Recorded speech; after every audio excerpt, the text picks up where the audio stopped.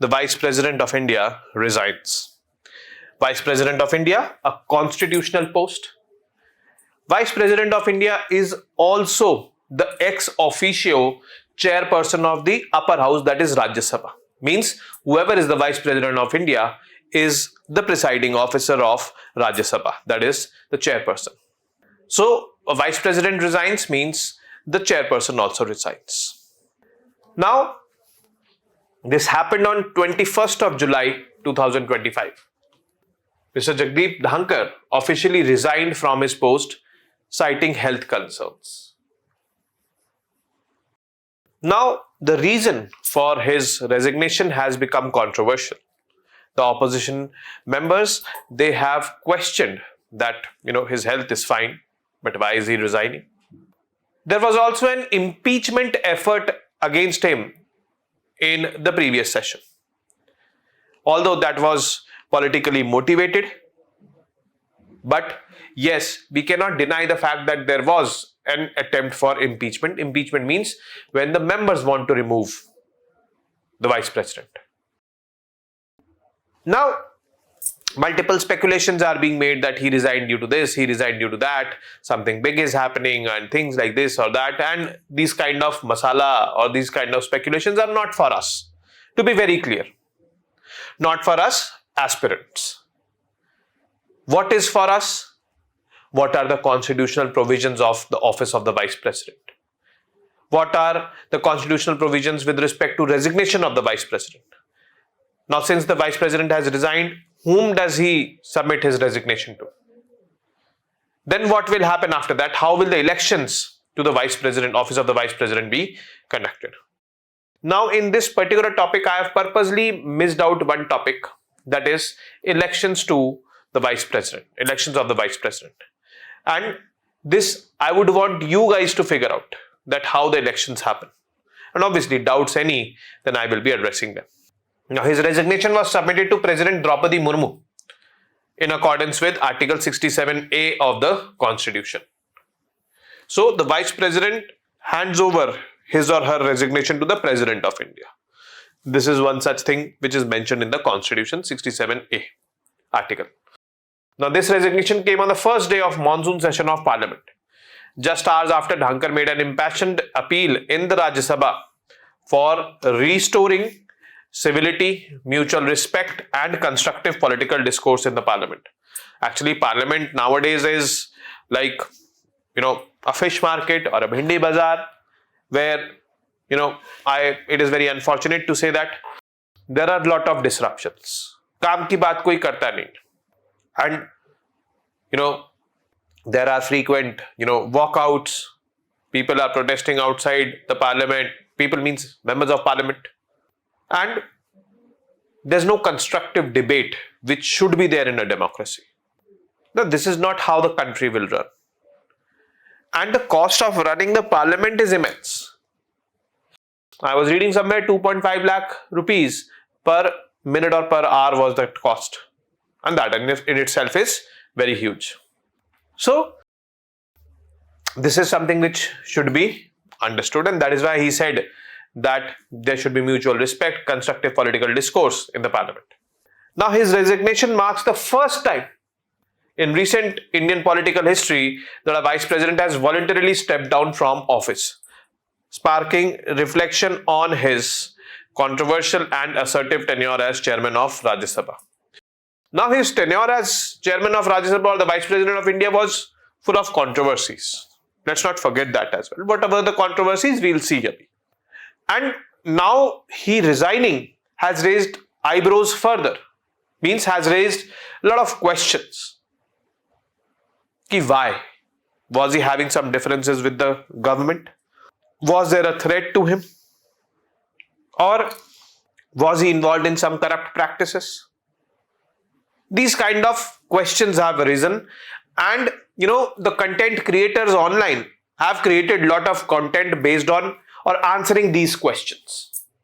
Now, these questions, no doubt, create lot of suspicion, but yes, again I am repeating it, that for us aspirants, we should not fall for such speculations.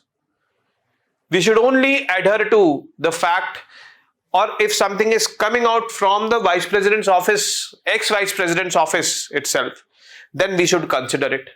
Or if something is coming out from the courts, then we should consider it. Okay.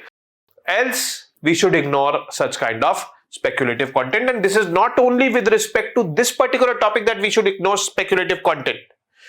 We should, ignore speculative or shallow content with respect to other topics as well. Now, resignation, the key details. In the letter, he mentioned that he was resigning to prioritize healthcare and abide by medical advice. So that is why he cited health concerns. Now, he stated that it had been a privilege to serve during what he described as a transformative era for India. He reflected on the nation's rapid economic progress and global rise, and said he was stepping down with pride and full confidence in India's future.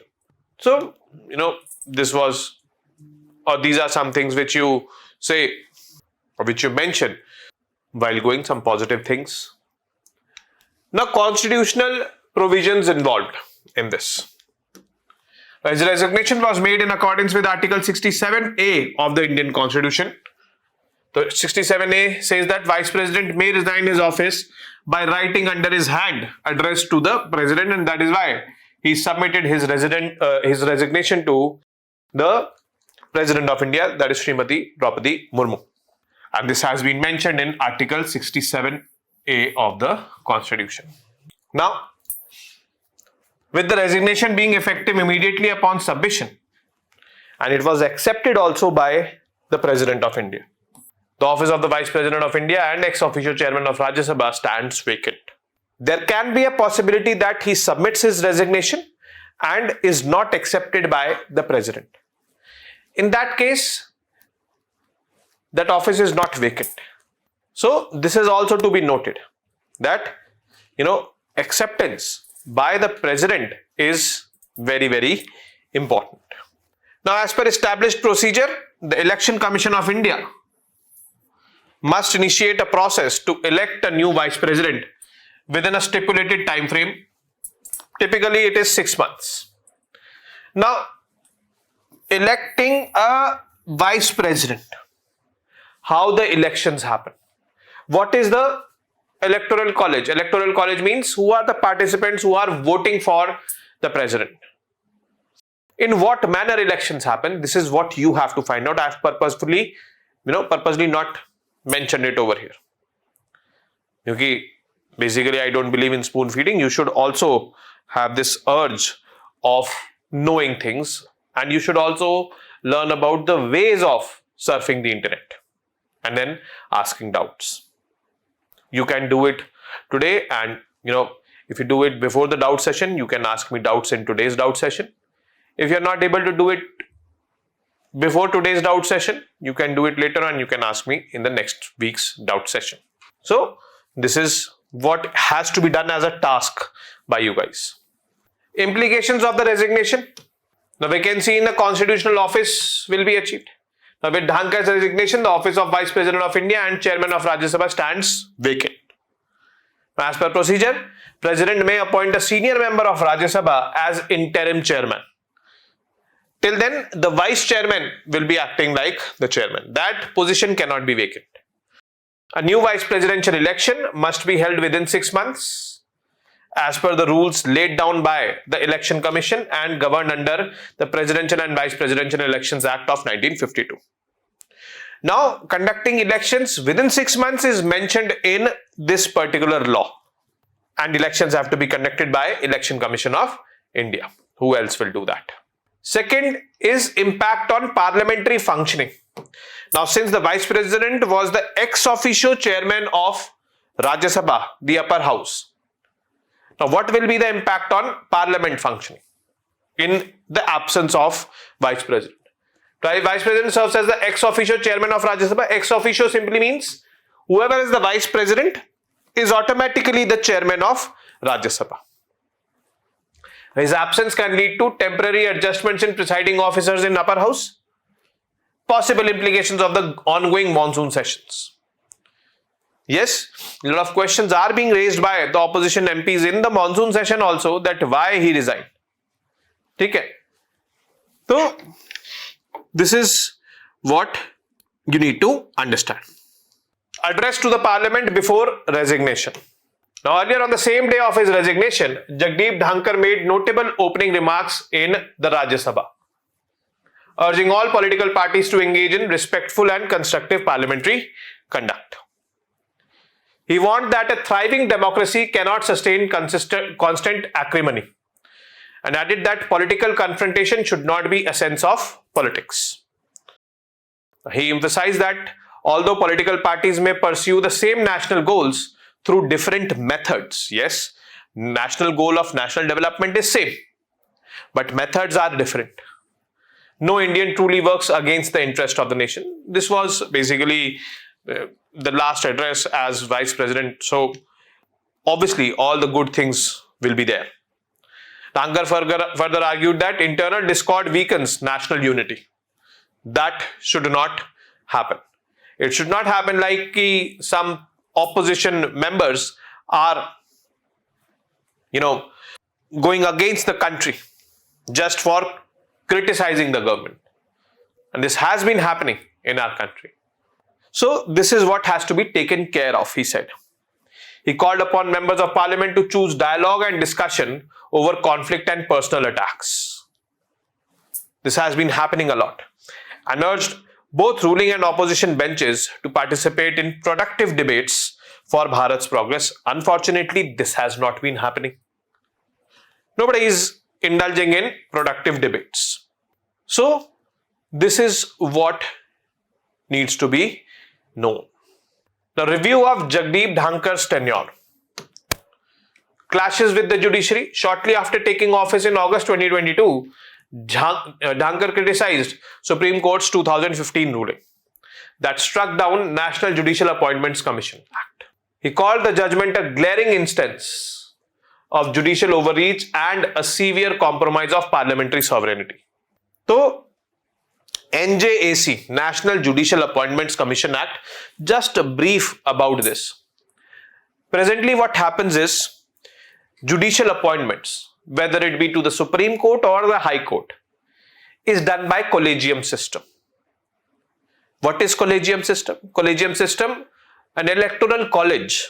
Electoral college means those people who are electing or appointing the judges of Supreme Court or High Court are the judges themselves.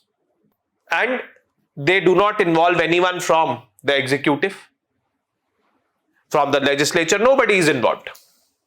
And we don't know what parameters that electoral college keeps in mind, the collegium keeps in mind. Now, it is not an electoral college, but a collegium, appointment collegium. Collegium means a group of judges who are responsible for appointing judges to the Supreme Court, judges to the High Court, transferring also judges from one High Court to the other High Court. And this insulates the judiciary completely from executive or legislature.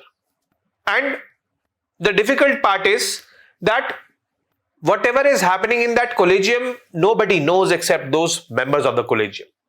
Members of the collegium, for example, for appointment of a judge to the Supreme Court comprises of the Chief Justice of India and 4 senior most judges of the Supreme Court, 5 people.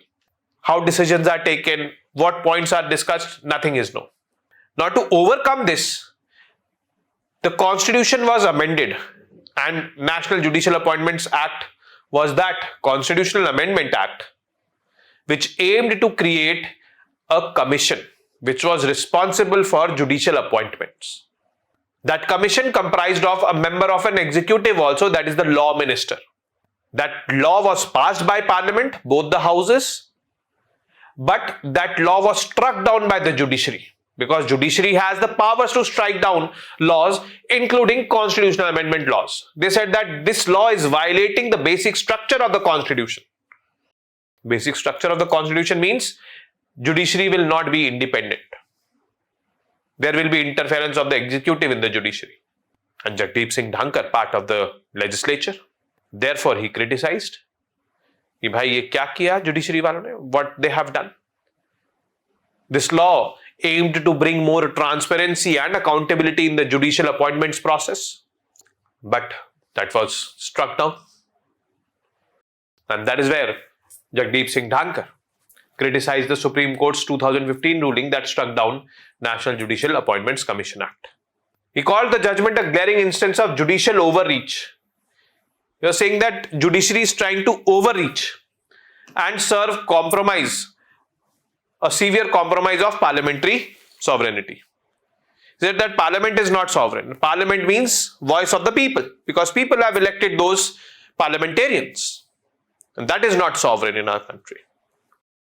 Now, this statement created a tense dynamic between the legislature and the judiciary throughout his tenure. In April 2025, Dhankar again criticized the judiciary. He was, very much vocal against the judiciary. Now, this time, reasons for him criticizing was Supreme Court ruling, which said that when the governor receives a bill from the state legislature, governor has to take action on that within 3 months. What kind of action? If the governor is giving assent, that is an action. If the governor is vetoing it, that is an action. If the governor is passing that bill for president's assent, that is an action. And then Supreme Court ruling also bounded the president that you also have to take action on that bill within a time-bound manner, and that time-bound was 3 months. If you don't take action, then this bill will deemed to be passed, deemed to be given assent. So, Mr. Dhankar criticized this also. He expressed concern over a Supreme Court ruling that directed the President of India to decide on bills pending with state governors within 3 months. He questioned whether such directives were constitutionally appropriate and asked, where are we heading? Because these kind of things never happened in the past, but now they were happening. He also entered into frequent confrontations with the opposition members, and that is quite natural, that will happen. Throughout his tenure as Rajya Sabha chairman, Dhankar's relationship with the opposition remained turbulent. August 2023, opposition demanded that Prime Minister Narendra Modi address Rajya Sabha regarding violence in Manipur. Dhankar asserted that it was entirely the Prime Minister's prerogative, just like any other member of the parliament. During the winter session of 2023, a record 146 members of parliament were suspended, and many of them were from Rajya Sabha also, and most of them obviously from opposition parties were suspended. Reason: there was a security breach in the parliament. Some common citizen entered the well of the parliament and he blew color bombs over there. No one was harmed, nothing like that. Color bombs are, you open this and you put it in your hands, and a colored smoke is coming out of that. The suspensions were in response to protests demanding a statement from Union Home Minister regarding a security breach in the parliament. Now, after these suspensions, Mallikarjun Kharge, he was the Congress president, criticizing the disruptions and expressing disappointment at Kharge's refusal to meet him for resolution. So, he's also the leader of opposition in Rajya Sabha. Now, in return, Kharge accused the government of weaponizing suspensions to suppress dissent. In June 2024, during a protest against exam paper leaks, NEET exam paper was leaked, Kharge entered the well of the house. Dhankar condemned the action, calling it unprecedented and a stain on parliament. Kapil Sibal, he is another Rajya Sabha MP. He publicly criticized Dhankar for frequently interrupting speeches, which he claimed was inappropriate for any presiding officers. Now, he made some controversial public remarks as well. He described the addition of the words socialist and secular to the preamble of the constitution during emergency as sacrilege. Sacrilege is an attempt to, disdain or an attempt to, harm the existing system, and referred to them as a festering wound on spirit of the constitution. Now, let me tell you, friends, that these two terms were added in the year 1976, and 1976 was the emergency era, where the opposition members were not there during the debate. Most of them were there in the jails. So, he said that this was violating the spirit of the constitution. In September 2024, without naming him, Dhankar referred to the statements made by Rahul Gandhi as aligning with enemies of the nation. And enemies of the nation? China. George Soros. George Soros is an American businessman who aims to disrupt the Indian political setup. He believes that when the current opposition, that is Congress, will be there in power, he will gain more out of India. In response to a comment by an MP regarding RSS, Dhankar described Rashtriya Swayamsevak Sangh as a global think tank of the highest order, with full constitutional rights to participate in national development. Attempted impeachment. As I mentioned earlier, an impeachment was also attempted. Impeachment means when the members are voting someone out of power. Now, in December 2024, for the first time in Indian history, a motion to remove the vice president was submitted in the Rajya Sabha. Over 60 MPs from India Alliance signed this notice. India Alliance is an alliance of the opposition parties, I would say. It is led by the Congress. However, Deputy Chairman Harivansh rejected it, stating that the motion failed to adhere to constitutional requirements. It lacked a 14-day notice period. Now, we as aspirants should know that how can a vice president be impeached or removed from office. So, the process for removing or impeaching the vice president is explained in Article 67B, 92 and 100 of the Indian Constitution. Impeachment motion against the vice president can only be introduced in Rajya Sabha. Now, it is commonsensical since, vice president is the presiding officer of Rajya Sabha. Presiding officer means chairman of the Rajya Sabha. So, the motion for the impeachment of the vice president can only be tabled over there. Process is as follows. First, introducing the resolution. A resolution to impeach the vice president must first be introduced in Rajya Sabha only. Majority needed in Rajya Sabha. For the motion to pass, it needs a majority of at least 50% of the members present plus 1. This means that the majority will be counted from those who are present and voting on the day of vote, not the total members in the house. So total members in the house 243. 50% of 243 plus 1 is how much? 122.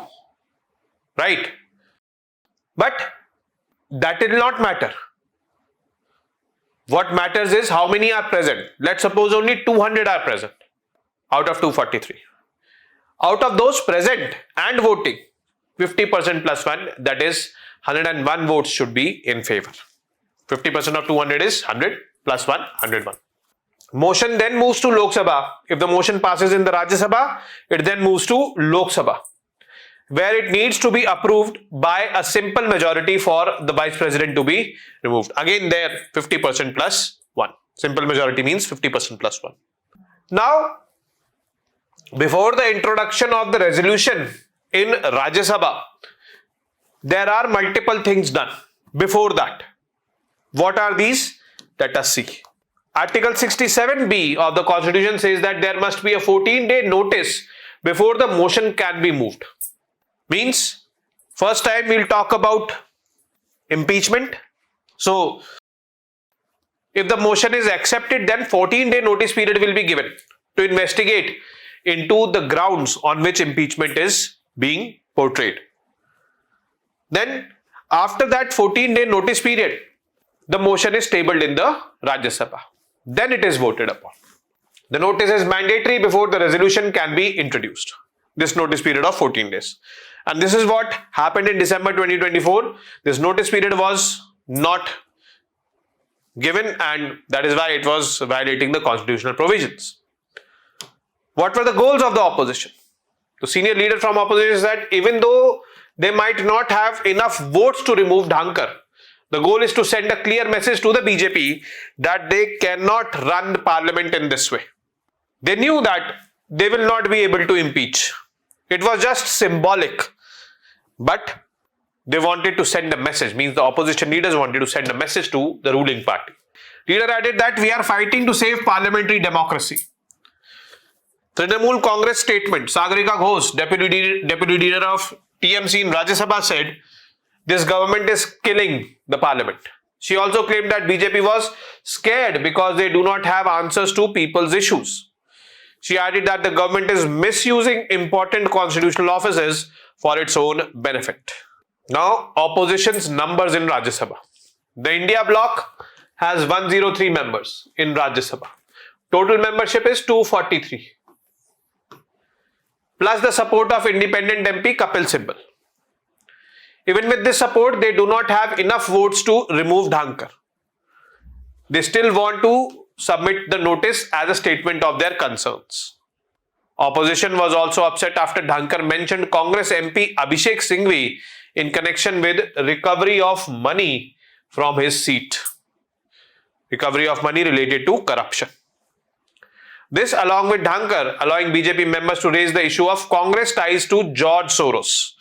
George Soros, an American businessman who is always in this mood of targeting India, angered the opposition and made them push forward with impeachment idea. Past attempts at impeachment. So there is no record in the history of India that any vice president has been impeached. But there have been attempts.